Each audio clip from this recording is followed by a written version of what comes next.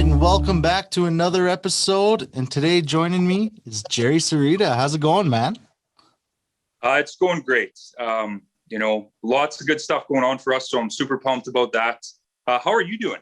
I'm doing good. I'm happy things are opening up. I keep saying this in all the interviews, but I'm happy. It's been a surreal 16, 17 months. I can't believe that in my lifetime I had to experience something like this. I mean, it's really tested the resiliency of society, I think, as a whole, in terms of financial stability, mental health. It's been awful for a lot of people, and hopefully the sunrise is coming and things will get a little bit closer to normal. Absolutely. It's really taught me I'm a social butterfly. So I used to always go out, do things. And now I'm kind of like, hey, let's just go out, go for a walk. And, it's really taught me to love nature a lot more, I think. And,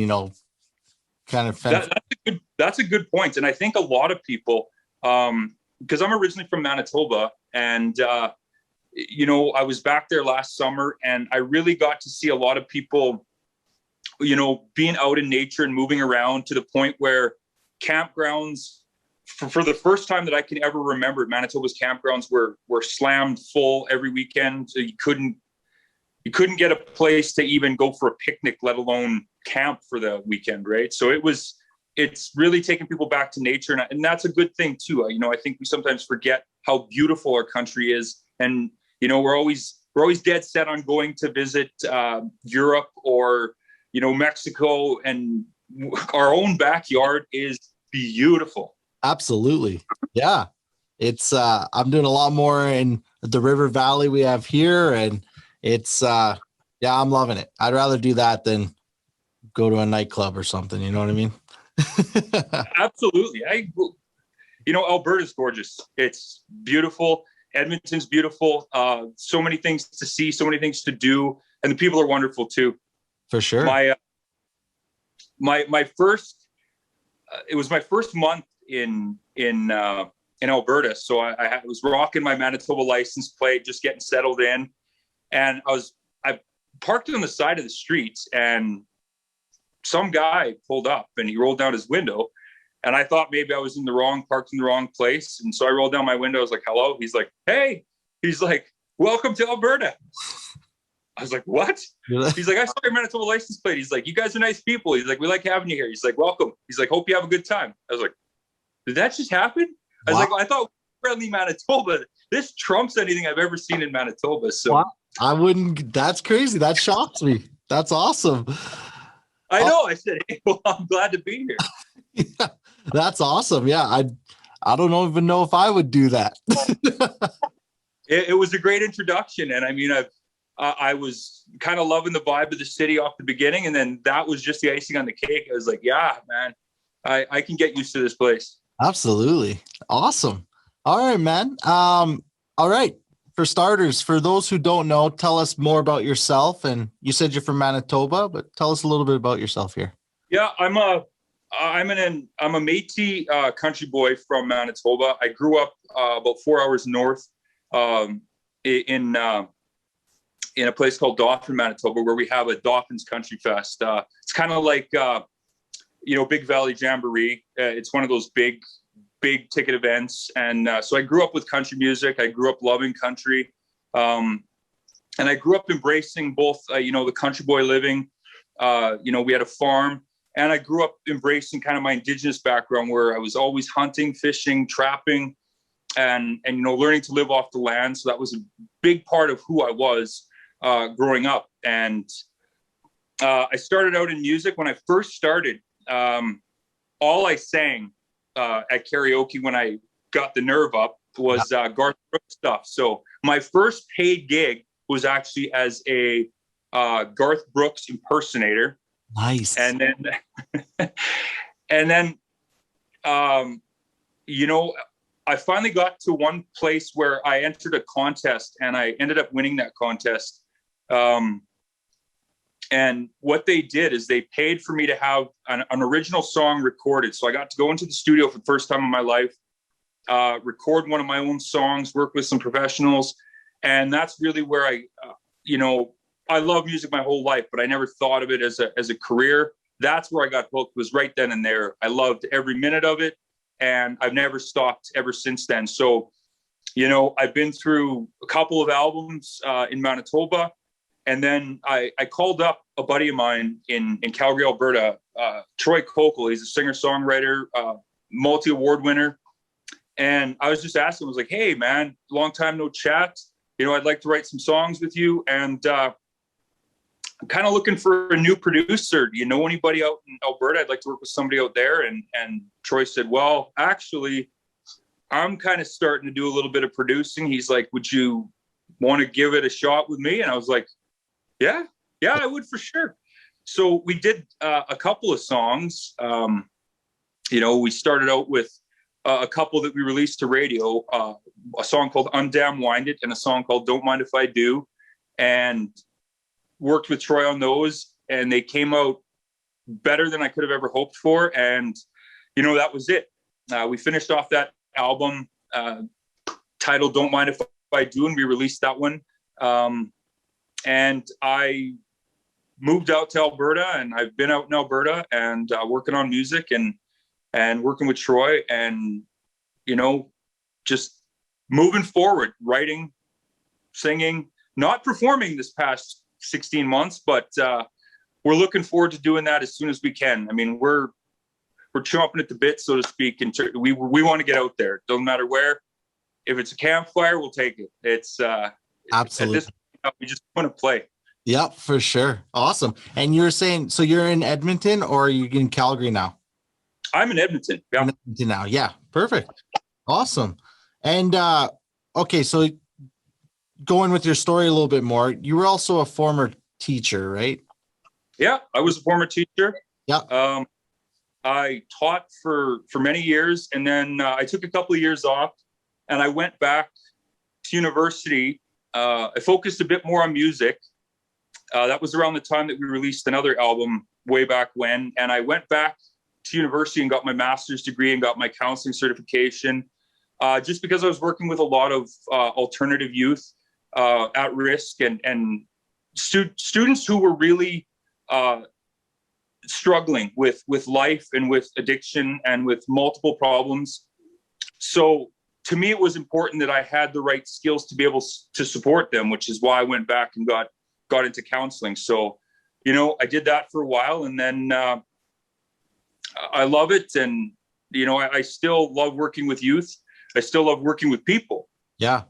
But it got to the point where, I came out here and just been working on music now and enjoying that, but still knowing that there's a lot of youth out there who are struggling. And I'm hoping that, through music and through arts, they can find an outlet for themselves to find a way to cope with, any mental health issues they have or any struggles that they have, and know that there are people out there who care, because I still care. I mean, I still go to bed at night thinking about some of the students that I worked with, and I'm hoping, praying that they're doing well. Absolutely. Awesome. All right. Okay. And quarantine.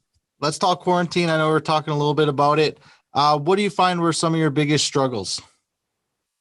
My biggest struggles, I would say, is, we did some songwriting, we did some producing and stuff while the whole quarantine was going on. But there's an energy when you can get into a room with a bunch of people to write songs with. So we struggled with that in terms of, I'm a people person. I need to be around people. Yeah. I struggled with the live shows. I mean, that is, as much as I love writing music, as much as I love playing music, being on stage and being able to be with people and share an experience with the people in the audience it's always been the main draw for me in terms of what has kept me in music and what has kept me in an industry where, you hear more no's than you hear yeses. And it's a daunting task, but I love getting out there and being able to interact with the people who love the music. Absolutely. Okay. And you're talking about the no's. That's one thing I'll never take in this industry. I'll never take no as a no. I usually take it as a not right now. I love the way you phrase that, because that's when I was teaching. That's what I always used to tell people. I'd be working with students in multiple subjects, and they would tell me they couldn't do this, and I'd say, you can do it. I said, it just takes work. I said, and even if you can't do it, you can, just not yet. I said, it's a growth period. And I always used to have this little analogy where I used to tell my students, when you were young, I said, and you went to take your first few steps, you went to say your first few words, you probably didn't get it right for a long time. Yeah. And nobody ever told you couldn't. And if they did, you didn't understand it. So that resiliency, that ability to get back up and keep trying is what makes people succeed. And people put too much into the belief of others. And this industry is tough. And I've always told people, like, when we release a song, I connect with as many people as I can to get feedback. And I'm building a relationship with radio and industry where I want them to know they can be honest with me. I mean, if they absolutely hate it, cool. Yeah. What do you hate about it? Like, what would you like to see different? And, I can take that back to Troy and the team, and we can see if we agree or if we disagree, because, sometimes we will agree, sometimes we'll disagree, but that feedback is important for us to be able to critically analyze and look at our own progression and to see what we've done and what we could do better. And it's a growth phase. So we're in it to stay. So the more we can learn and the more people that understand they can be honest with me, and it's not, it breaks my heart a little bit, but I know they're being honest, and I know that music is it's a flavor, not everybody likes the same flavor, and that's cool. I mean, that's why music is so diverse and why the artists in the industry are so diverse. And so it's just something that you kind of go with the flow. Yeah, absolutely. It's even like when I do some video work, I'd rather you tell me, oh, no, I don't like how this looks, instead of kind of pumping my tires a little bit and, oh, this looks great. But then you go say something over here kind of differently. Right. So there's that. And then along with anything else, interviews, if I get the answer no, I'm like, okay, what do I need to do? What am I missing? What do I need to fix? How do I capitalize? Right. So I'll never take no as a no. No, I've always told people, feel free, like anybody in anywhere, they can always hit me up, industry people, fans, enemies, people who hate me. I don't care. Let me know what you think. Send me your information.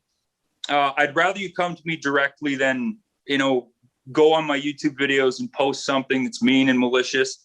Just tell me if you don't like it. That's cool. I'm not going to yell back. I'm going to say, well, what don't you like about it? Because I'd like to know what you don't like. If you don't like me, well, yeah, you can't. They say you can't teach an old dog new tricks, but I'm willing to learn. Yeah, exactly. Okay, cool, man. All right, let's talk music. First, I want to congratulate you. We're talking about Don't Mind If I Do, which you just won Album of the Year with that. Yeah, we did. We won Best Country Album at the Summer Solstice Indigenous Music Awards.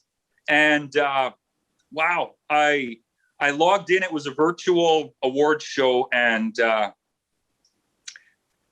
probably one of the worst on-the-spot interviews I've ever had, because I was not expecting to win. I was in a category with people that I absolutely admire and respect, and they said my name, and I just thought they were trying to see if I was conscious or not, because I was just sitting there. I was like, are you talking to me? But who won? I was like, I won. And then I was like, oh, wow.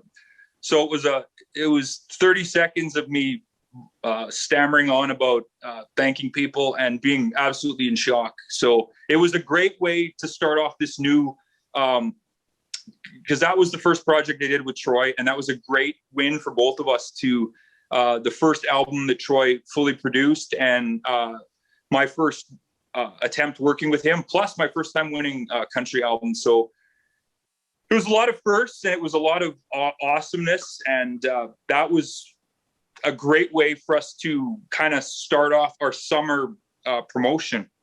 Yeah, absolutely. No, that's amazing, man. Congratulations. And but now you have a new album out. Yeah, right after that, it was a week after that, a week and a half, 2 weeks after that. Sorry, Yeah. 2 weeks after that, we released a brand new album called Classic Country Couple, which is also the title track, which was released officially. It was released on June 21st, which is Indigenous Peoples Day. Yes. And that was kind of a nod to the fact my Indigenous background, as well as Troy, is also Indigenous. So that was kind of a way for us to celebrate that. And after we had planned to release it on that day and shoot for that day as a release date, I was reached out to by the Aboriginal Peoples Television Network, APTN, and they asked if we'd like to be a part of Indigenous Day Live, which this year, rather than being live like it normally is every other year in multi-stages across Canada, it was going to be filmed, pre-recorded, and then released on June 20th, which would be the day before our song release. So I was like, whoa, that's crazy.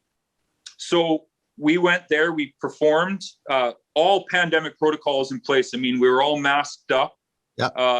All the cast, the people filming, all the audio engineers, they were all masked up, and the band was distanced. And then as soon as they said cameras roll, the masks came off and we went. Yeah. And we did one song at a time. And that was actually the official debut of Classic Country Couple, the song, as well as some of the tunes on the album we also played. And APTN got to debut that, which was fantastic. They debuted it the evening before we released the single, which was, again, everything kind of seemed to click together, and it was a great way for us to start the summer. A shock, but it's all good signs. I think this is just a good indicator that I'm working with good people, and we got good things coming. So, I'm very thankful to Troy he always thanks me for saying, thanks for giving me a shot to produce. And I always tell him, no, man, thanks for your wisdom, your knowledge, for helping me as well. Cause he's a heck of a great guy and killer songwriter. So, I mean, to be able to work with him has been a big learning experience for me too. And we get along well together. So that makes it just a pleasure every time we get down to do some music. Absolutely. No, he's a great guy. And even just hanging out with the guy, it's a good time. So that's awesome. Yeah, awesome.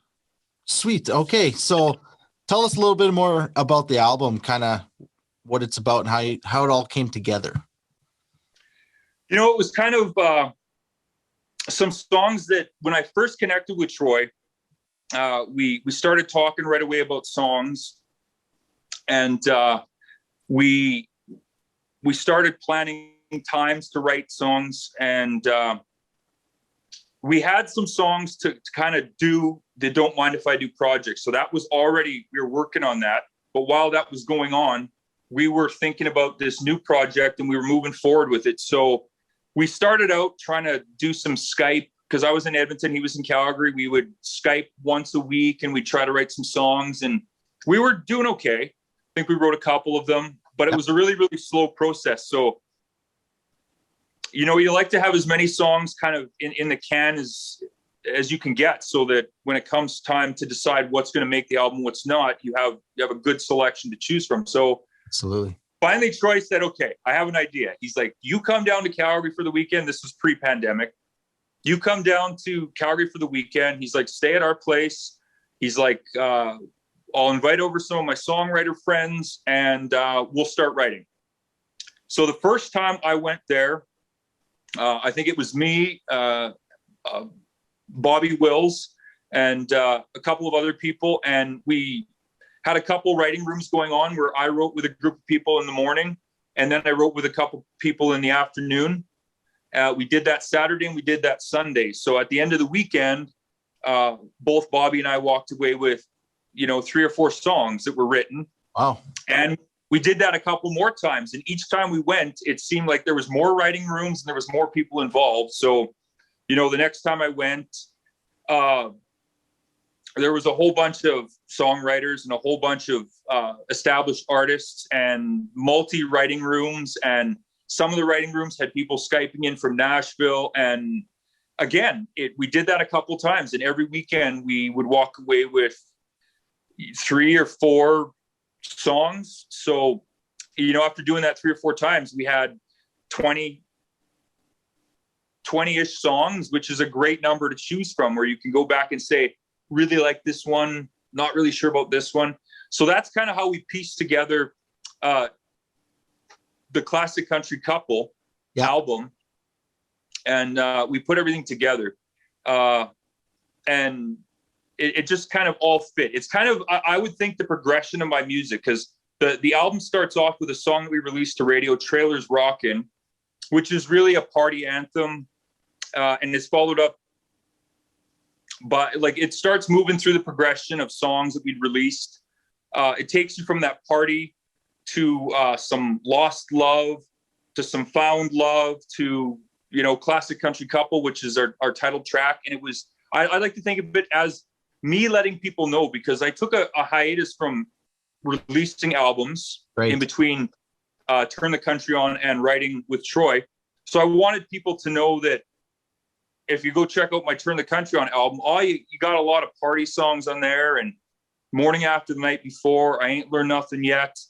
And I just wanted to catch people up on where my life's went since I kind of dipped out of the music industry for a while, you know? Yeah. I went from that party guy to, you know, finding love, to losing love, to finding love, to just the evolution of music. Tried to cram it all into one album, and to be honest, we're super pumped to have that released, and we're all about promoting it right now. We have an actual virtual concert. We have a few virtual concerts coming up all summer, as well as the music video for Classic Country Couple will be coming out soon. And we're already 2 songs into the next album, so that process is not stopping. We're full tilt. I was gonna say, not wasting any time. No. Awesome. What's your favorite song off the album, and why?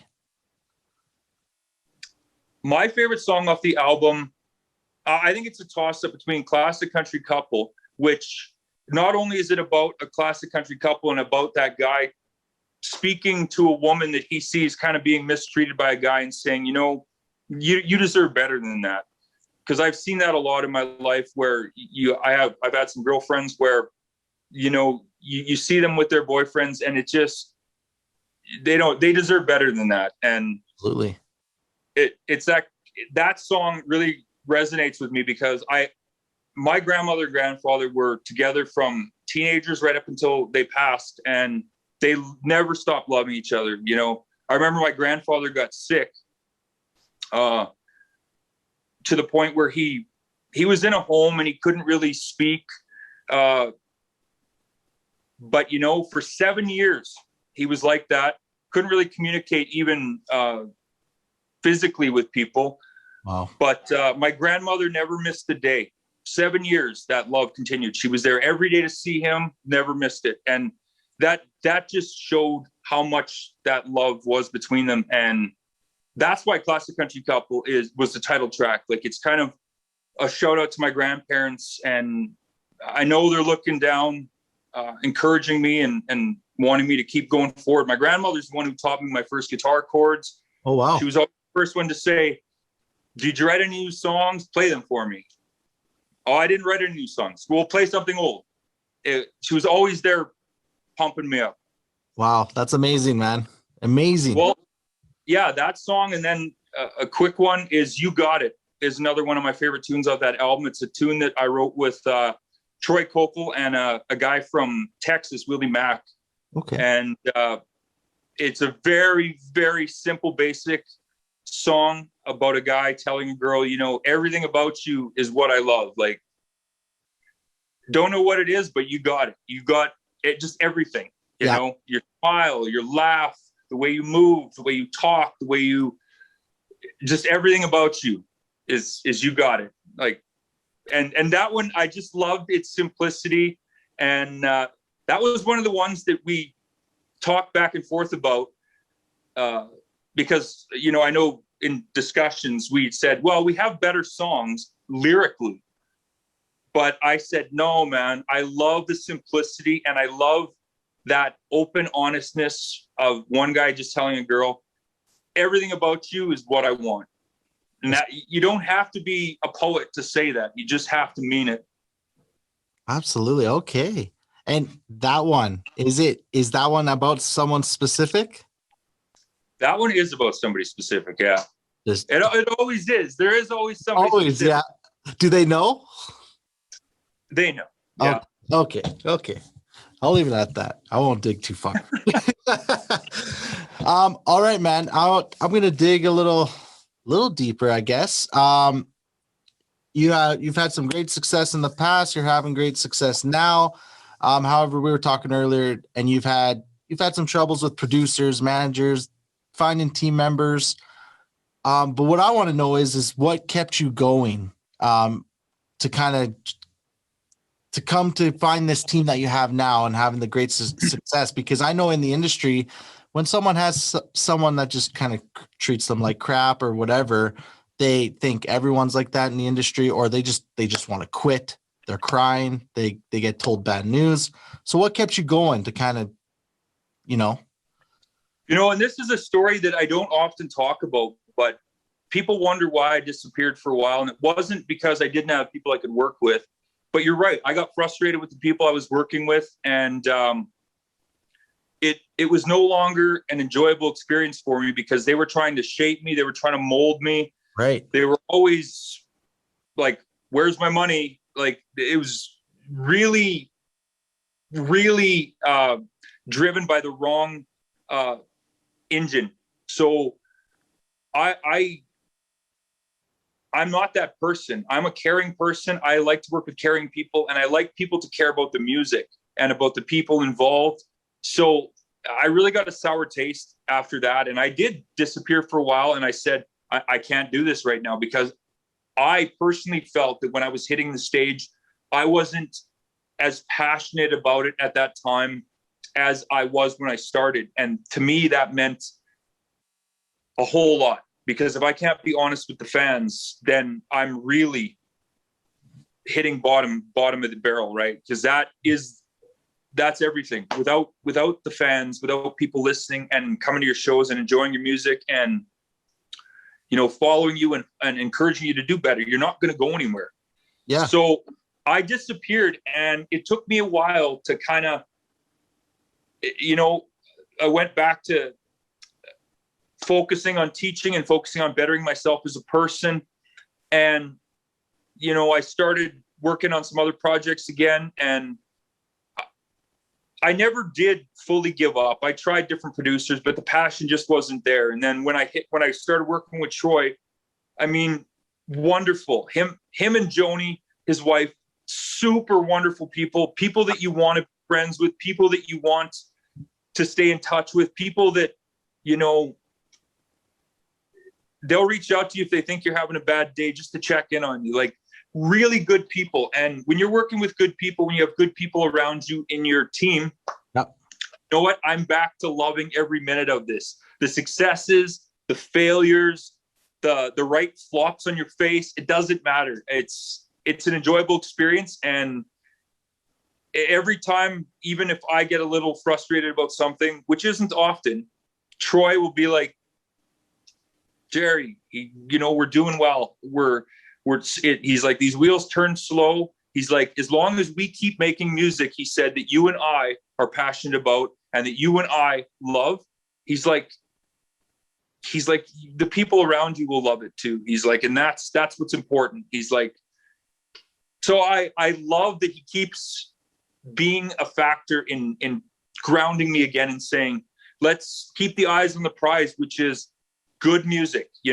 We may not always fit the country mold, because that's not what we're trying to do. We're not trying to fit that perfect little country mold.